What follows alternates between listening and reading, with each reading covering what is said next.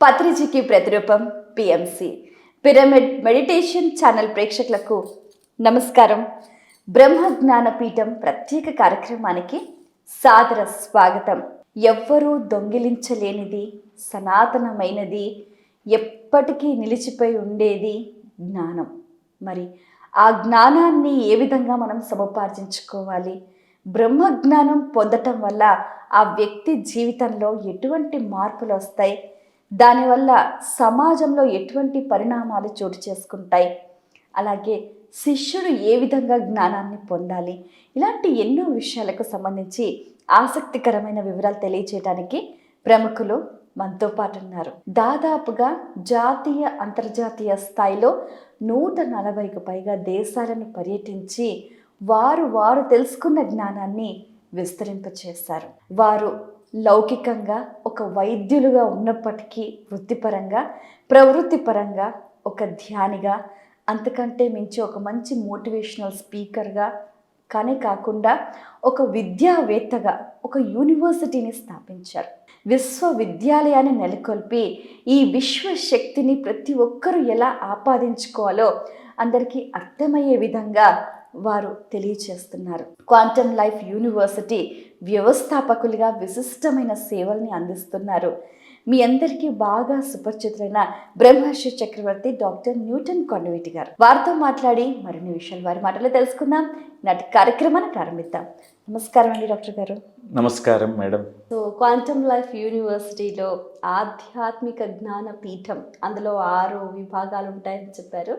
So first ధ్యానం అయిపోయింది. So second ఏంటండి? రీఇన్కార్నేషన్ అంటే పునర్జన్మ, పూర్వజన్మలు గురించినటువంటి శాస్త్రం. అంటే మనిషికి ఎన్నో జన్మలు ఉన్నాయి, ఇంకా ఎన్నో జన్మలు ఉండబోతున్నాయి. ఎండ్లెస్ అన్నమాట. అంటే సుమారుగా ఒక మనిషి జన్మలు 640-800 వరకు మనిషి జన్మలే ఉంటాయి. దానికి ముందు జంతు జన్మలు, మొక్కల జన్మలు, ఖనిజ జన్మలు అలా కూడా ఉంటాయి. అంటే మనం అనుకుంటాం ఎన్నో లక్షల యోనుల్లో మనం ప్రవేశించి ఈ జన్మలు ఇక్కడికి వస్తుంటాము. అందుకే ఒక ముఖ్య లక్ష్యము, జీవిత ధ్యేయం కూడా ఈ జన్మ మరణ చక్రాల్ని దాటడం అనేది పెట్టుకుంటారనమాట ఆత్మజ్ఞానం, బ్రహ్మజ్ఞానం ద్వారా. ఈ పునర్జన్మ సిద్ధాంతము కర్మ సిద్ధాంతానికి ఒక ఇంటర్లింక్ ఉంది, కనెక్షన్ ఉంది. ఎందుకంటే రెండు ఇంటర్ట్వైన్డ్. కర్మ లేకపోతే జన్మ లేదు. ఆ కర్మ జన్మ పెనవేసుకుని ఉన్నటువంటి ట్విన్ ఆస్పెక్ట్స్ అన్నమాట. అంటే మనం చేసుకున్న కర్మలే మళ్ళీ జన్మను క్రియేట్ చేస్తాయి. జన్మ లేకపోతే కర్మలు కూడా ఉండవు.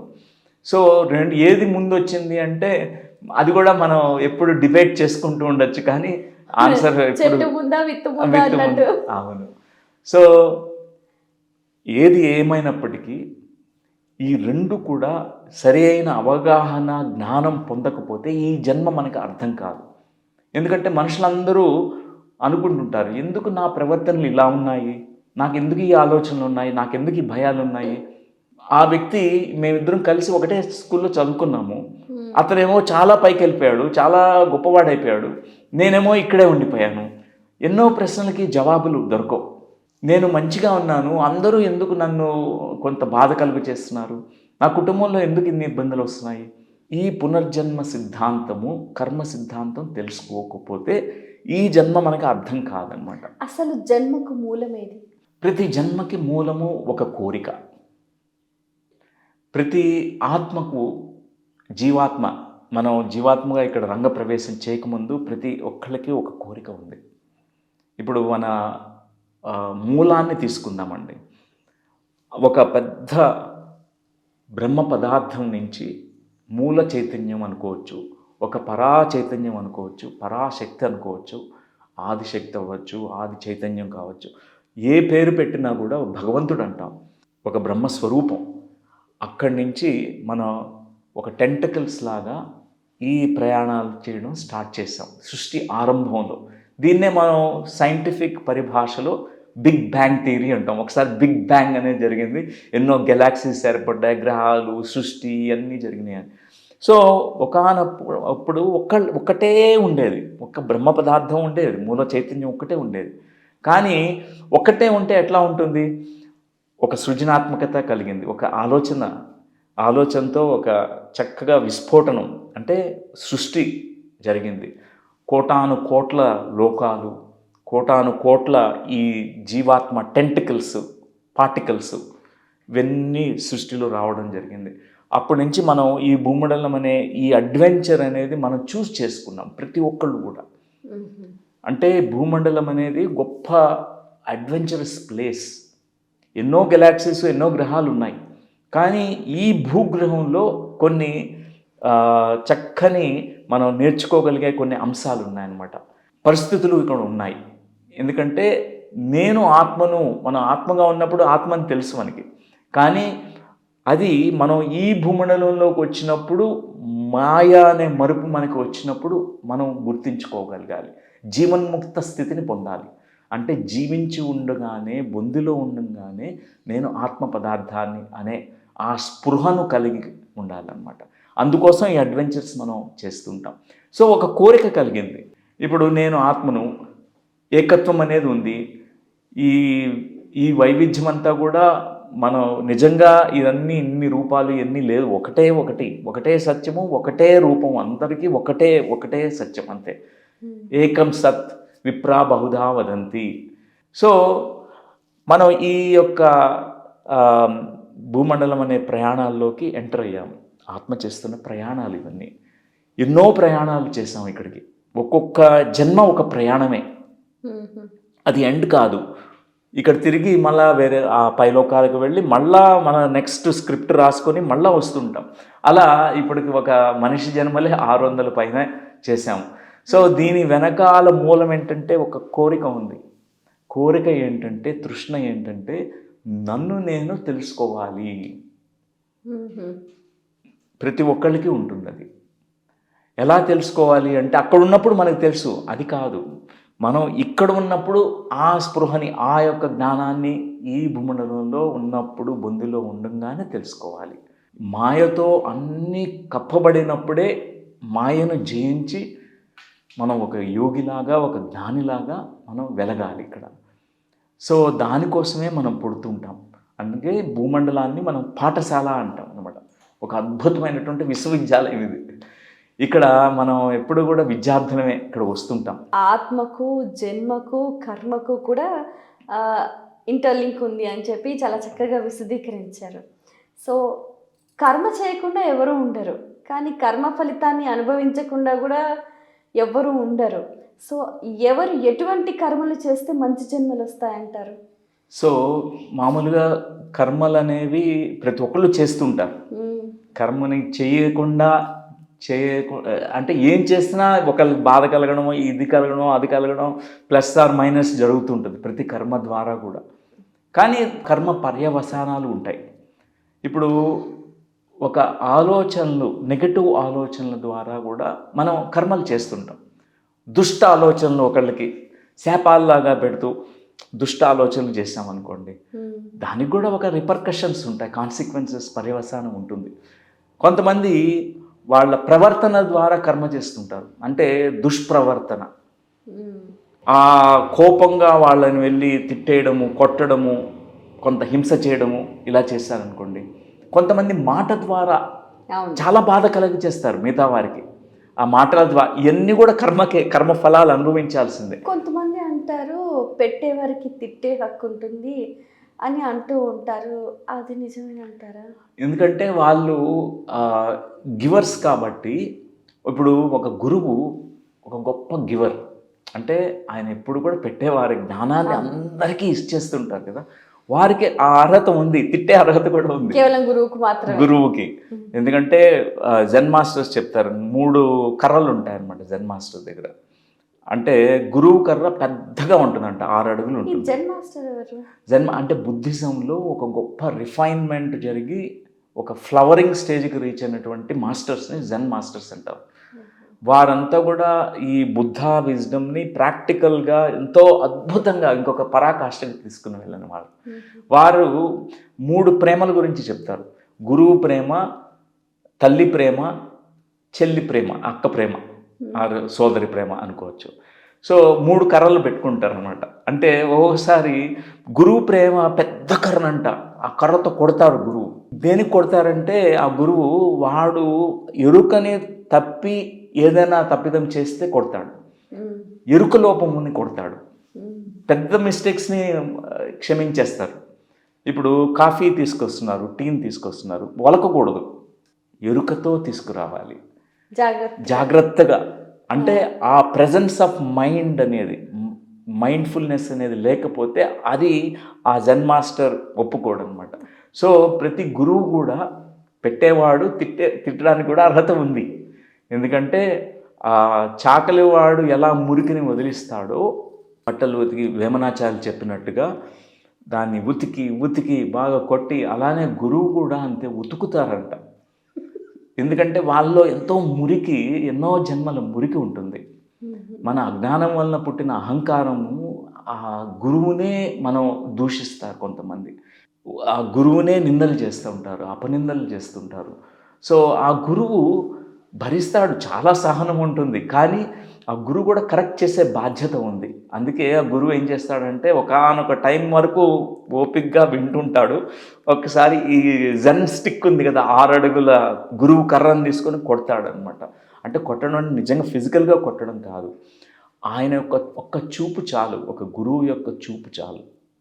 ఒక ఆగ్రహంతో కోపంతో నువ్వు ఏం చేస్తున్నావు, నువ్వు కరెక్ట్ చేసుకో అని కరెక్ట్ చేపిస్తాడు గురువు. ఒక్క మాట చాలు గురువు నుంచి వచ్చేది.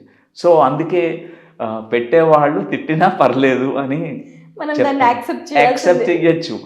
సో అక్కడ ఆయనకి ఉండే ఉద్దేశము, దాని ఉన్నటువంటి లక్ష్యం కానీ ఒక ఇంటెన్షన్, ప్రేమ ఉంది గురువులో. ఆ యొక్క కరుణ, ఆ ప్రేమ వలన ఆయన ఒక్కోసారి మందలిస్తాడు, శిక్షిస్తాడు కూడా. ఎందుకంటే ఎన్నో జన్మలు లేకపోతే పునరావృతం అవుతుంటాయి. అవి కాకుండా, ఆ మిస్టేకే మళ్ళా చేయకుండా వాళ్ళు ఈ జ్ఞాన మార్గంలో వెళ్ళడానికి ఆ గురువు యొక్క సహాయ సహకారాలు అందుతాయి అప్పుడు. ఇందాక మీరు చెప్పారు రెండో విభాగం పునర్జన్మ, లేకపోతే ఈ జన్మ పరంపర, అలాగే కర్మ సిద్ధాంతము. అయితే వీటి గురించి పరిపూర్ణంగా తెలుసుకోవటం వల్ల ఎటువంటి ప్రయోజనాలు ఉంటాయంటారు? అంటే మనకి ఎన్నో జన్మలు ఉన్నాయి, అందరూ తెలుసుకోవాల్సిన అవసరం లేదు, కానీ ఖచ్చితంగా 3 జన్మలు తెలుసుకోవాలి. ముఖ్యమైనటువంటి మన బ్యాక్గ్రౌండ్లో, అంటే ఇమ్మీడియట్ 3 పాస్ట్ బర్త్స్. ఆ నాలెడ్జ్ అందరికీ యాక్సెసిబుల్లే.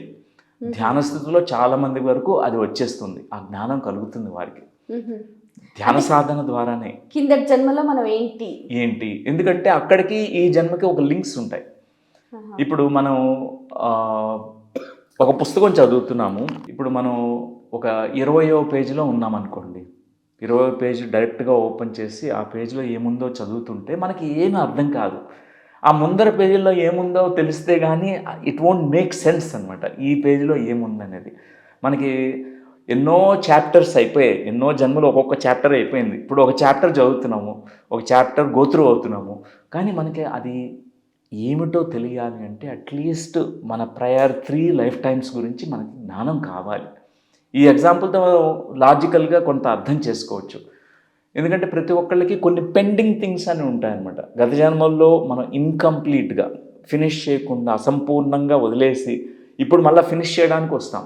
ఎందుకంటే పాఠాలు కూడా అంతే, ఈ ఆత్మ పాఠాలు అనేవి చిన్నవే, కానీ ఇక్కడ ప్రాక్టీస్లో మనం పెట్టడం చాలా పెద్దది. ఇప్పుడు సహనంతో ఉండడం అనేది చెప్పడానికి చాలా సులభం, క్షమాగుణము, ప్రేమతో ఉండడము, ఇక్కడ అందరినీ రెస్పెక్ట్ చేయడము, ఇవన్నీ చేస్తారు. కానీ కొందరి పట్ల పరిపూర్ణంగా చేస్తారు, కానీ కొందరిని చూడగానే రైట్ అసలు అనుకోకుండా అవి బయటకు వచ్చేస్తాయి. ఎందుకంటే బ్రహ్మజ్ఞానం పొందిన వారికి టోటల్ యాక్సెప్టెన్స్ అనేది కలుగుతుంది. అంటే acceptance of everything as it is, everyone as they are అని అంటాం. అంటే అందరినీ వారుగా స్వీకరించడం. అక్కడ ట్రిగ్గర్స్ ఉండవు, ఏముండవు. ఒక బ్రహ్మజ్ఞాని నాటకం వేస్తారు, ఒకసారి ఒక కోపాన్ని నటించవచ్చు, అది అందరికీ నేర్పించడానికి. కానీ వారి నిజమైన కోపం ద్వేషం లేదు, ఆ కోపం వెనకాల ఒక ప్రేమ కూడా ఉంటుంది. కాకపోతే ఇక్కడ అందరినీ వారుగా జడ్జ్ చేయకుండా యాక్సెప్ట్ చేయడం, ఎందుకంటే వారు ఆత్మ దృష్టితో చూస్తారు కాబట్టి. సో ఇది ఆత్మలు చేసే ప్రయాణమే. ఎన్నో జన్మల ప్రయాణం. మనం ఈ జన్మ తెలుసుకోవాలి అంటే, ఈ జన్మ ఏంటో మనకి బోధపడాలి అంటే, ఖచ్చితంగా ఈ జన్మ పరంపర మనం తెలుసుకున్నప్పుడు మనకి అది ఎంతో ఉపయోగపడుతుంది. కొంతమందికి తెలియక్కర్లేదు. వాళ్ళకి పెండింగ్ థింగ్స్ లేవు. అందుకే వాళ్ళకి అంత నెసెసిటీ ఉండదు. కానీ చాలామంది వరకు వారు క్యారీ ఓవర్స్ బ్యాగేజ్ని పాస్ట్ లైఫ్స్ నుంచి ఇక్కడికి తీసుకొస్తారనమాట. ఇప్పుడు ఒక కేస్ స్టడీ నేను చెప్తాను మీకు. ఒక ఆయన ఇంజనీరు, ఆయనకు ఒక కల వస్తుంటుంది, ఒక నైట్ మ్యారేజ్ డ్రీమ్. ఒక ఏరోప్లేను బిల్డింగ్లో కొలాప్స్ అవ్వడము, అది విస్ఫోటనం జరగడము. చిన్నప్పటి నుంచి డ్రీమ్ వచ్చినప్పుడు విపరీతమైన చెమటలతో గుండె వేగంగా కొట్టుకుంటూ నిద్ర లేచేస్తారు. అది ఇప్పటివరకు వేల సార్లు రిపీట్ అయింది. సో ఆయనకి కొన్ని సిమ్టమ్స్ ఉంటాయి, గ్లకోమా అనే ఐ కండిషను, ఇట్లాంటివన్నీ ఉన్నాయన్నమాట. అంటే కనుచూపు సరిగ్గా ఉండదు. ఆయన ఎప్పుడు స్ట్రెస్ఫుల్గా ఫీల్ అవుతుంటారు. ఆయన గత జన్మ చూసుకుంటే ఆయన ఒక పైలట్గా చూసుకున్నారు, ఒక పైలట్. అది కూడా ఎన్ని డీటెయిల్స్ అంటే 1953 మార్చ్ 22 ఆయన జర్మనీలో మ్యూనిక్ ఎయిర్పోర్ట్ నుంచి డచ్ ఎయిర్లైన్స్ అనే ఎయిర్ క్రాఫ్ట్లో ఎక్కి పైలట్గా కూర్చుని, ఆయన పక్కన కో పైలట్ ఉన్నారు. 45 ప్యాసింజర్స్ బోర్డ్ చేశారు. ఇవన్నీ ఆయన చూసుకున్నవి. తర్వాత వాళ్ళు ఆమ్స్టర్డామ్ అంటే నెదర్లాండ్స్కి వెళ్తున్నారు, యూరోప్ దేశానికి. మధ్యలో ఈ నావిగేషన్ కంట్రోల్ అంతా పోయింది, టర్బులెంట్ వెదర్ కండిషన్స్ ద్వారా కొలాప్స్ అయిపోయింది బిల్డింగ్లో. ఇది ఆయనకి అనుభవం చాలా ఆశ్చర్యం వేసింది. ఇది ఎందుకు ఇమాజిన్ చేసుకున్నాను, మేబీ ఇది నా ఇమాజినేషన్. కానీ ఆయన వెరిఫై చేసుకున్నారు. రాయల్ డచ్ ఎయిర్లైన్స్ని ఇప్పుడు KLM ఫ్లైట్ అని అంటాం. వారిని కాంటాక్ట్ చేస్తే వాళ్ళు ఇవన్నీ కరెక్ట్ అని చెప్పారు. ఆయన తీసుకున్న తేదీ, ఆయన చనిపోయిన సమయము, 45 ప్యాసింజర్స్ బోర్డ్ కావడము, ఆయన చూసిన అన్నీ కూడా వాళ్ళు కన్ఫర్మ్ చేశారు ఇదంతా కరెక్ట్ అని. సో ఆయనకి ఆ తర్వాత ఆ డ్రీమ్ రావడం స్టాప్ అయిపోయింది. డ్రీమ్ ఇంకా పునరావృతం కాలేదు. Recurrent night marriage dream stop అయిపోయింది. ఓకే, అంటే he came to realise that it happened in past life. తర్వాత ఆయన గ్లకోమా అంటే ఈ కన్ను చూపు సరిగ్గా లేదు. చిన్నప్పటి నుంచి పైలట్ కావాలని కోరుకుండేది. పైలట్ ట్రైనింగ్కి వెళ్ళడానికి వెళ్తే వాళ్ళ ఐ టెస్ట్లు అన్నీ చేసి యు ఆర్ డిస్క్వాలిఫైడ్, ఎందుకంటే ఐ విజన్ ప్రాపర్గా ఉండాలి. ఈ పాస్ట్ లైఫ్లో ఆయనకి గిల్ట్ క్యారీ చేశాడు. ఎందుకంటే ఆ లాస్ట్ మూమెంట్లో బిల్డింగ్లో కొలాప్స్ అవుతున్నప్పుడు చిన్న బాలుడు ఆ టెర్రస్ మీద చూస్తున్నాడు, ఫ్రోజన్ విత్ ఫియర్ అనమాట. అతని థాట్స్ ఏమున్నాయంటే లాస్ట్ మూమెంట్స్లో నా వలన ఈ చిన్నపిల్లవాడు చనిపోతున్నాడు, ఇప్పుడు కొలాప్స్ కాబోతుంది ఆ బిల్డింగ్కి, ఈ పిల్లవాడు చనిపోతున్నాడు, తర్వాత 45 ప్యాసింజర్స్ నా వలన, అతని మిస్టేక్ లేకపోయినా గిల్ట్ అనేది అపరాధ భావం కలిగింది ఆయనకి.